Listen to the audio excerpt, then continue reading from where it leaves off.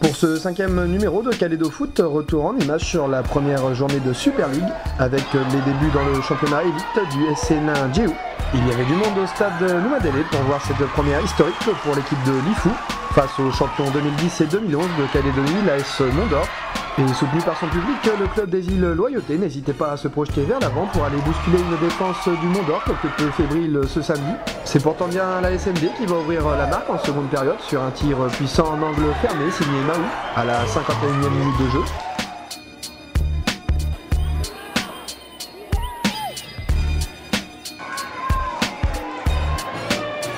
Un Jacquino Mahou décidément intenable sur le front de l'attaque mondorienne.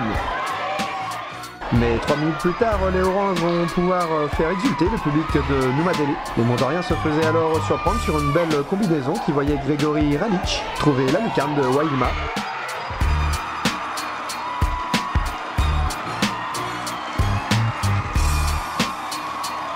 Cela fait alors un but partout entre le Mont-d'Or et Atanaï. De quoi enflammer le grand stade de Nouméa.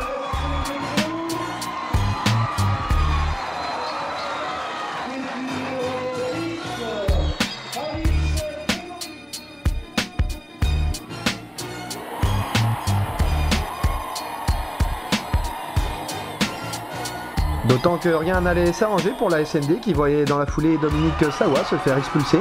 En infériorité numérique, les joueurs d'Harold Waré- réussiront malgré tout à reprendre le match en main.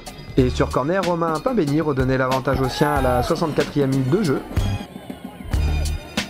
Avant de voir Loïc Bessière en toute fin de rencontre assurer la victoire sur penalty. Score final 3-1 pour le Mont-d'Or, face à un bon promu qui aura fait belle impression lors de cette première journée de Super League. Seconde rencontre de la journée dans l'enceinte de Noumadélé, l'opposition entre le FC Gaïcha et Tiga Sport.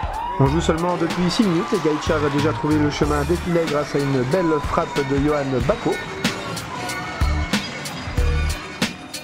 Les coéquipiers du numéro 10 Kagou, Pierre Wadjoka, de retour à temps plein en tant que joueur, était d'ailleurs tout proche de doubler la mise par Jean-Philippe Saïko. De son côté, la formation de Tiga se montrait très dangereuse sur coup de pied arrêté, jusqu'à cette belle égalisation de François Fortez d'une volée bien placée.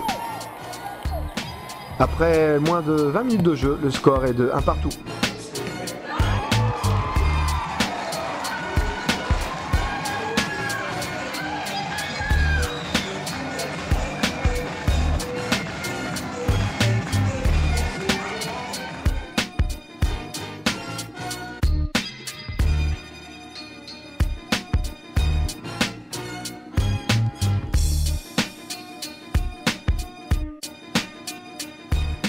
Tiga va ensuite avoir l'opportunité de prendre les devants, toujours sur coup franc. Touchant au passage par 2 fois la barre transversale.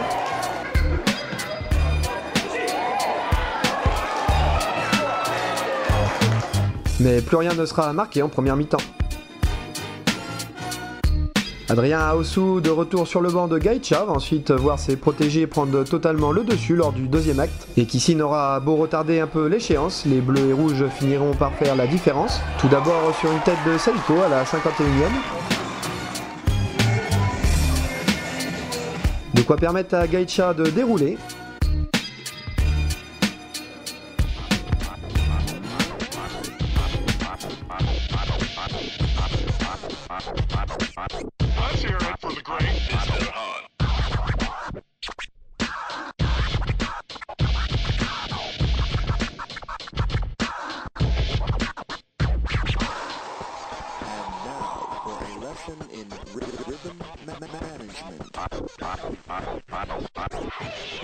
Let's begin.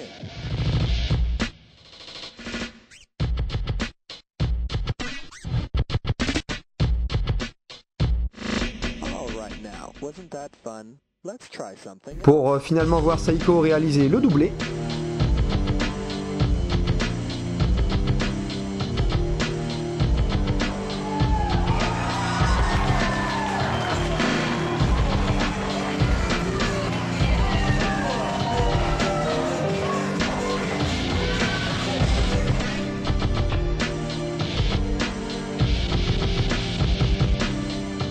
Avant de voir Georges Béharounet clôturer le score.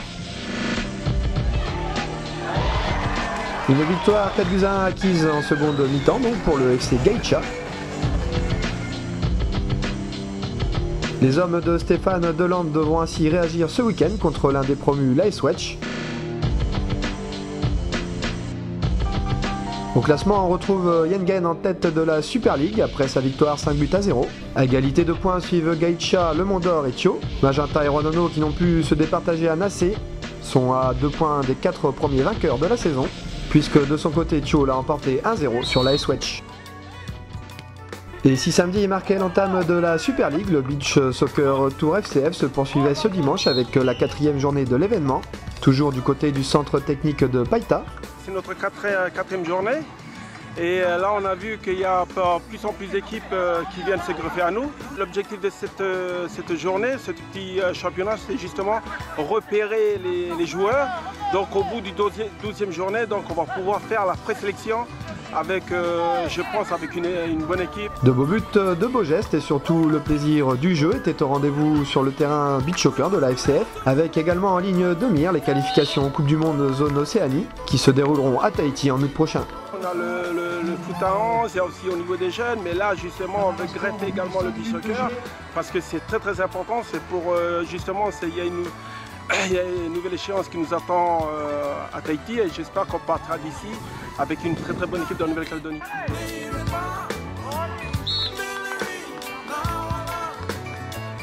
C'est vrai, c'est très réduit, surtout on demande beaucoup la rapidité, la souplesse et puis voilà, c'est un petit peu comme je disais, c'est un petit peu comme le futsal. Il y a un aspect convivial, il y a un aspect festif, c'est uniquement les joueurs peuvent se retrouver justement pour se dégourdir les jambes autour de la plage de Païta, on peut dire ça.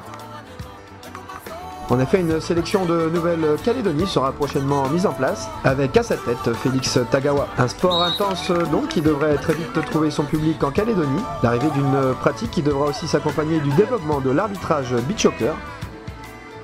On remercie les gens qui sont venus, ils ont participé surtout à les règles et les lois du beach soccer. C'est toujours très intéressant, c'est notre surface de jeu déjà, premièrement. Et puis on remercie déjà la FCF. Voilà.